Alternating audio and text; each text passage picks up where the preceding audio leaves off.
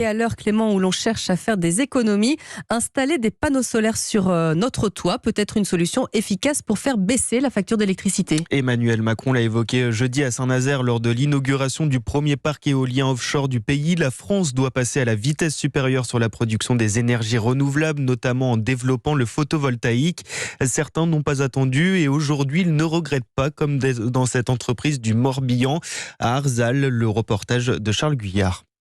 Donc là, on voit que les panneaux produisent l'électricité. Chez Plastique de l'Estuaire à Arzal, Thierry Dubois est en admiration devant un boîtier sur lequel un voyant clignote. C'est un onduleur. Il y a un système qui permet de faire de l'autoconsommation. Sinon, quand c'est pas consommé, ça bascule sur le réseau.